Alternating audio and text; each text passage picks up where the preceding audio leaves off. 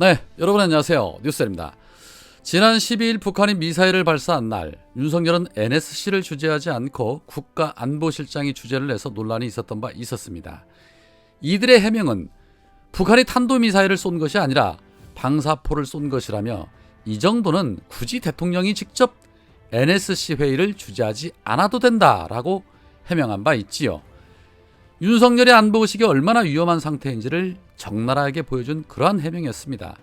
그런데 그랬던 윤석열이 어제 또다시 북한이 미사일을 발사하자 이번에는 비판을 의식한 듯 아침 일찍 NSC 회의를 열고 북한을 강력 규탄했습니다. 같은 미사일인데 이번에는 대응이 달랐습니다. 보여주기 위한 것이죠. 자, 그런데 문제는 이 윤석열이 지난 13일 북한이 미사일을 쐈던 그 다음 날 늦은 밤까지 서초구 자택 인근에서 밤늦게까지 술을 마셨다는 열린공감의 보도가 있었습니다. 이 열린공감의 보도에는 술이 거나하게 취해서 얼굴이 벌겋고 눈이 약간 풀린 윤석열의 모습, 그리고 넥타이가 비뚤어져 있는 그러한 모습이 담겼습니다. 정말 충격적인 일이 아닐 수가 없죠. 전 국민이 윤석열의 이런 모습을 알아야 할 텐데 말입니다. 6시 땡 되면 칼퇴근하는 이유, 술시가 되었기 때문일까요? 자, 그런데 이런 보도가 나오자마자 국임당 대변인 박민영은 자신의 페이스북에 윤석열 사진을 공유하며 민주당이 대통령 만취자리라고 주장하는 사진이라면서 포토샵을 할 거면 좀 티 안 나게 하시라라고 반박하며 정작 이재명 후보 형님 욕설 녹취록은 목소리 딥페이크라고 부정하셨죠? 참 편리한 사고회로를 가지고 계시다라고 비꼬았습니다. 그러면서 이런 분들께는 법의 매운맛을 보여드리는 게 가장 빠른 해결책이라며 법적 대응을 예고했습니다. 역시나 저들의 대응책 늘 법적 대응이지요. 검찰공화국의 매운맛을 보여주겠다라는 그런 발상입니다. 그런데 이에 대해서 열린공감 최 PD는 포토샵 아니다, 내가 포토샵 전문가다라고 말하면서 박민영의 주장은 터무니없다라고 직격하기도 했습니다. 자, 이 같은 소식이 전해지자 맛 칼럼니스트인 황교익 씨는 페이스북에 이런 말을 합니다. 밤 11시에 술에 취해 눈이 풀리고 넥타이는 비켜져 있으며 바지 벨트가 느슨하고 바지 단추가 잠갔는지 의심이 가는 차림으로 상가에서 발견된 대통령 사진을 보는 것도 끔찍한 일이지만 인터넷 독립 언론의 이 기사에 대해서 여타 언론들은 침묵하고 있다는 사실에 대한민국이 과연 정상적인 국가로 존립 가능할 것인지 눈앞이 캄캄해지고 있다. 대한민국은 휴전 상태다. 전쟁 중이고 전쟁을 잠시 멈추고 있다는 뜻이다. 북한에서는 수시로 미사일을 날리고 윤석열은 선제 타격을 운운할 정도로 군사적 긴장을 유지하고 있는 국가다. 대한민국의 군대는 대통령이 통제한다. 언제 터질지 모르는 군사적 충돌에 대비해서 대통령은 항상 긴장해 있어야 한다. 최전방의 병사보다 더 긴장해 있어야 한다. 남한의 대통령이 6시에 퇴근했다고 북한이 다음날 아침 9시 이후에 군사 도발을 하는 게 아니다. 사진은 밤 11시에 찍은 것이다.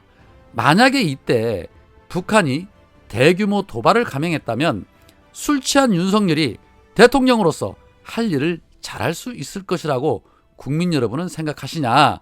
저는 도저히 믿을 수가 없다.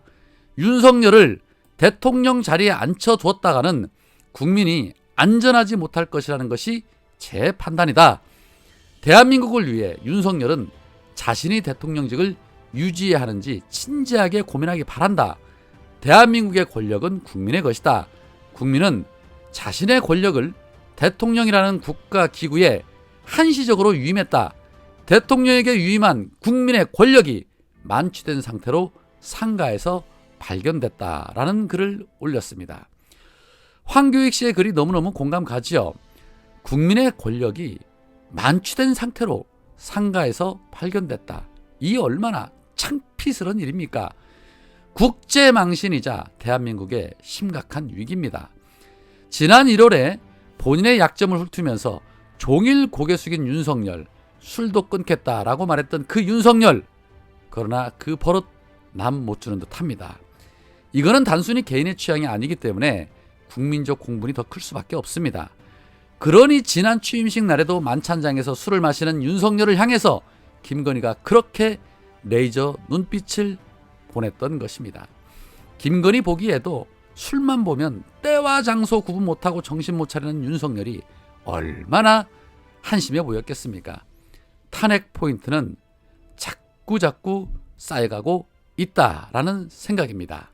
그런데 그런 윤석열을 택한 국민이 절반 이상이나 되는 것도 아이러니한데 6일 지방선거를 6일 앞둔 현 시점에 서울시에서 지난 대선 때 이재명 후보에게 손을 들어줬었던 11개 구 중에서 9개 구나 국임당의 구청장에 손을 들어주고 있다는 충격적인 여론조사가 나와서 놀라움에 더 큰 충격을 주고 있습니다.